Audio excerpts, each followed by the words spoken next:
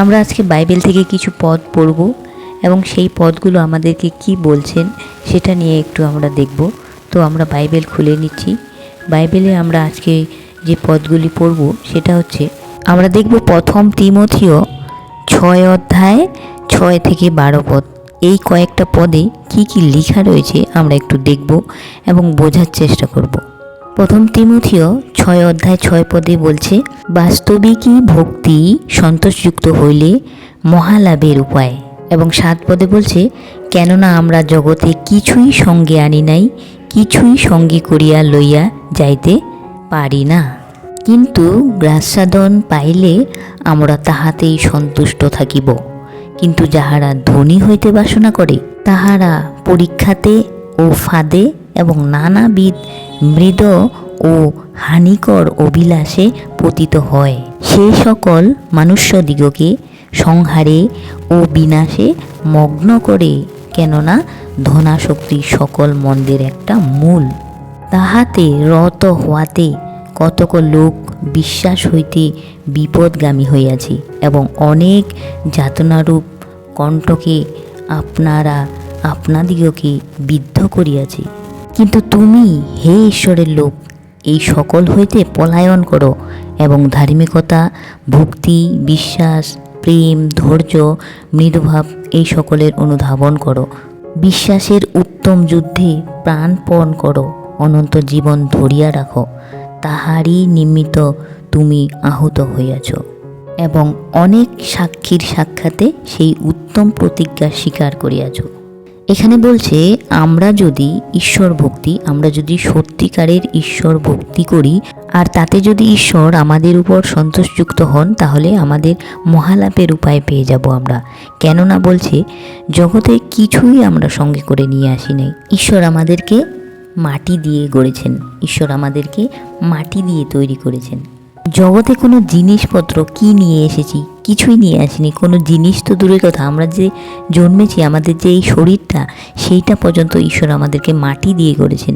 আপাত দৃষ্টিতে দেখলে যেটা আমরা মনে করি যে আমরা মায়ের পেট থেকে জন্মেছি, মায়ের পেট থেকে আমরা এসেছি, কিন্তু মায়ের পেটেও ঈশ্বর আমাদেরকে গঠন করেছেন। সেখানেও কিন্তু ঈশ্বর আমাদেরকে গঠন করে তারপর পৃথিবীতে পাঠিয়েছেন, কিন্তু আমরা পৃথিবীতে কিছুই নিয়ে আসিনি। আর বলছে, আমরা কিছুই সঙ্গে নিয়ে যাব না। আরও বলছে, গ্রাসাদন পাইলে আমরা তাহাতেই সন্তুষ্ট থাকিব।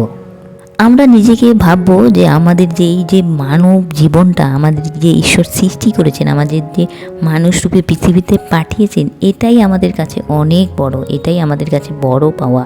আর আমাদের কাছে যা যা আছে, যা কিছু আছে, যা কিছু আমাদেরকে ঈশ্বর দিয়েছেন, সেই সব নিয়েই আমরা যেন সন্তুষ্ট থাকি, আমরা সন্তুষ্ট থাকিব। কারণ এই ধন সম্পত্তি, টাকা পয়সা, গাড়ি বাড়ি, যা কিছুই হোক, কোটিপতি লাখপতি, কি হবে? এইসব আমরা কি কোনো কিছু নিয়ে আসিনি, কোনো কিছু নিয়েও যেতে পারি না।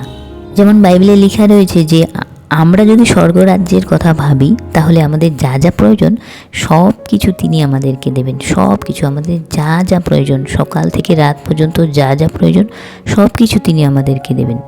আবার আমরা 9 পদে ফিরে আসি, কিন্তু যাহারা ধনী হইতে বাসনা করে তাহারা পরীক্ষাতে ও ফাঁদে এবং নানাবিধ মৃদ ও হানিকর অভিলাষে পতিত হয়। কিন্তু এমন মানুষেরও তো অভাব নেই পৃথিবীতে, যারা দিন রাত বলে যাচ্ছে, আমি ধনী হব, ধনী হবার বাসনা রাখি, আমি ধনী হব, কোটিপতি হব, লাখপতি হব। কি বলছে? সেই সমস্ত মানুষ পরীক্ষাতে এবং ফাঁদে আর নানাবিধ মৃদ হানিকর অভিলাষে পতিত হয়। যারা বড় লোক হবার বাসনা করে, তারা ভুলভাল পথে টাকা রোজগারের চিন্তা করে, তারা রাতারাতি কোটিপতি বড়লোক হওয়ার জন্য তারা নানা রকম ফাঁদে পড়ে, তারা লটারি কাটে, তারা নানা রকম অবৈধ কাজে জড়িয়ে পড়ে, যার ফলে হানিকর এবং অভিলাষে পতিত হয়, তাদের পতন হয়। আবার বলছে, সে সকল মনুষ্যদিগকে সংহারে ও বিনাশে মগ্ন করে। এই সমস্ত মানুষ যারা ধনী হবার নেশায় মেতে ওঠে, তারা কি করে? তারা নানা রকম বিনাশ হওয়ার জন্য তারা মগ্ন হয়ে যায়, তারা নানা রকম ভুলভাল জিনিসে মেতে ওঠে, মগ্ন হয়ে পড়ে। কারণ বলছে, কেননা ধনাশক্তি সকল মন্দের একটা মূল। কারণ ধনের যে লোভ, বড়লোক হওয়ার, কোটিপতি হওয়ার, ধন কামানোর, টাকা কামানোর যে লোভ, সেই লোভ, সেই যে আসক্তি, সেটাই হচ্ছে মন্দের একটা মূল, সেটাই হচ্ছে খারাপের সব থেকে আসল কারণ। এবং তার ফল কি হয়? এখানে বলছে তার ফল হয় বিশ্বাস হইতে বিপদগামী হইয়াছে। তাদের যে বিশ্বাস, তাদের সেই বিশ্বাস থেকে তারা বিপদের দিকে গেছে, বিপদগামী হইয়াছে। আর অনেক যাতনারূপ, অনেক যন্ত্রণা, অনেক যাতনা, অনেক কষ্ট, অনেক নানা রকম কষ্ট ভোগ আপনাদিগকে কী করেছে? তারা নিজেই নিজেকে আপনাদিগকে বিদ্ধ করিয়াছে। তাদের নিজের জন্যই, নিজের বাসনা কামনা, সেই যে ধনী হওয়ার যে বাসনা, সেই বাসনার জন্য তারা কি হয়েছে? বিনাশ হয়েছে। তারা কি হয়েছে? তারা বিপদের দিকে গেছে, যার ফল তারা কি হয়েছে? অনেক নানা রকম কষ্ট যাতনা কণ্টকে বলছে আপনাদিগকে বিদ্ধ করেছে। আবার এখানে বলছে, কিন্তু তুমি হে ঈশ্বরের লোক, তুমি হে ঈশ্বরের লোক, এই সকল হইতে পলায়ন করো। যারা ঈশ্বরের লোক, যারা বিশ্বাসী লোক, তাদেরকে বলছে তোমরা এই সব থেকে পলায়ন করো। এই যে ধনী হওয়ার বাসনা, এই নানা রকম লোভ, লটারি থেকে শুরু করে জুয়া খেলা, নানা রকম যে অবৈধ কাজকর্ম, এই সব থেকে তোমরা পলায়ন করো।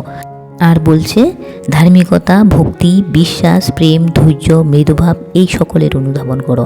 আমাদেরকে বলেছে যে ওই সব থেকে, সেই লোভ, লালসা, ধনী হওয়ার বাসনা, ওই সব থেকে আমরা যেন দূরে থাকি। আর তার পরিবর্তে আমরা যেন ধার্মিকতা, ভক্তি এবং ঈশ্বরে বিশ্বাস, প্রেম, ধৈর্য, মৃদুভাব, এই সকলের জন্য অনুধাবন করি। আমরা যেন এই সবের পিছনে থাকি এবং তার সাথে সাথে বিশ্বাসের উত্তম যুদ্ধে প্রাণপণ করি।